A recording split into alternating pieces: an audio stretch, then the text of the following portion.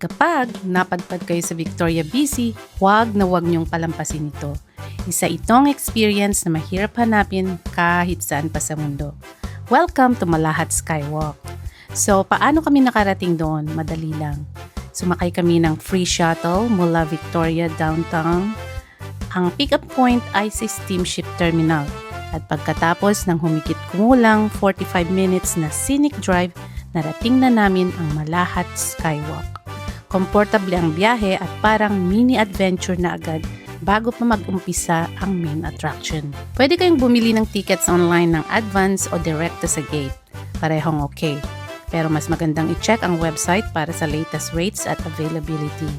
At kung nag-iisip kayo kung kailangan magbaon ng pagkain, pwede naman.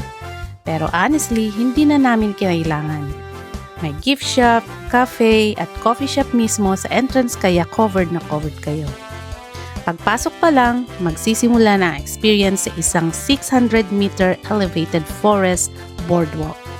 Habang naglalakad ka, napapalibutan ka ng matatayog na puno at sariwang hangin, relaxing ang atmosphere at hindi rin nakakapagod ang lakad.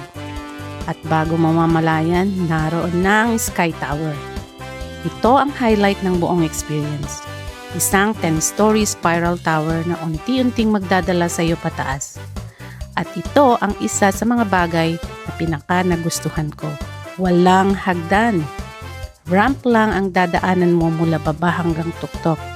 Kaya kahit naka-wheelchair, may stroller, bata, matanda, o may mobility challenges, accessible ito para sa lahat. Habang paakyat ka, lalo pang lumalawak ang tanawin.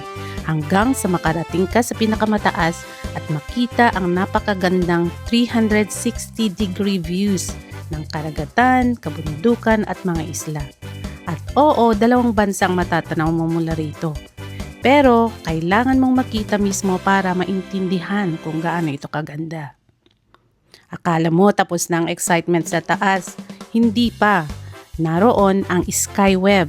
Isang malaking suspended net na nakabitin sa gitna ng tower. Literal na naglalakad ka sa ibabaw ng net habang tanaw ang napakalawak na view. May mga taong diretsyo lang maglakad, may mga taong huminto sa gitna, at may mga katulad kong tao na medyo napaisip sa life choices nila. Pero si Ryan at ang aking pamangkin walang takot. Parang ordinaryong sahig lang ang tinatahak nila. At kung gusto mo namang talagang subukan ang tapang mo, meron pang mas matindi, ang overhang. Ito ang kauna-unahang enclosed glass cube sa mundo na nakakabit sa tuktok ng spiral tower. At ang nag-iisang ganitong attraction sa Canada. Salamin ng sahig, salamin ng dingding, salamin ng kisame. Sa madaling salita, parang nakabitin ka sa ere. Ang pakiramdam, nakakakaba, nakakamangha, nakakahilo, pero sobrang worth it. Yung mga tuhod ko gusto nang umatras, pero yung view sinasabi, tuloy mo lang. Pagkatapos mong mag-enjoy sa tuktok, may dalawang paraan para bumaba. Pwede mong lakarin ulit ang ramp.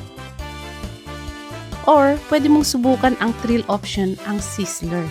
Isa itong 20-meter enclosed spiral slide na paikot na bumababa mula tower hanggang forest floor. May special na slide mat para smooth at mabilis ang pagbaba. Nung una, sobrang excited ang pamangkin ko. Nagpa-height check pa siya sa entrance. Pero nang malaman niyang enclosed pala ang slide, biglang umatras. Kaya si Ryan lang ang sumubok.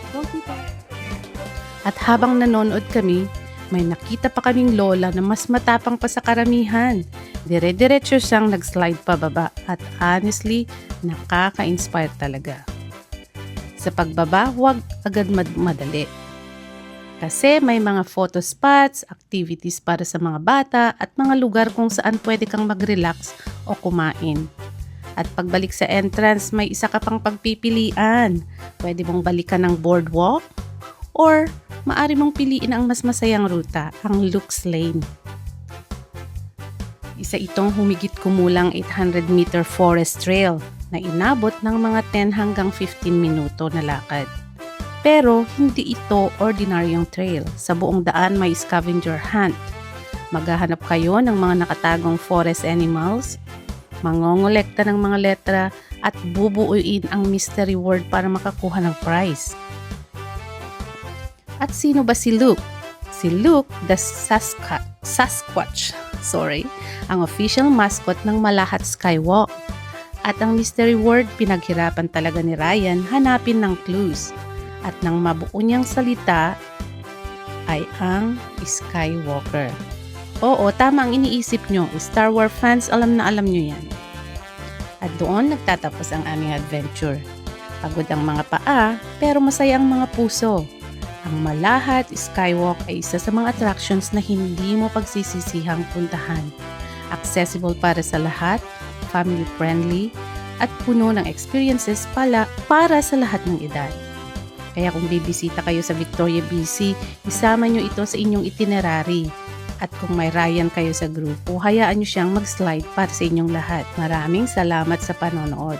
Hanggang sa susunod na adventure, ingat lagi!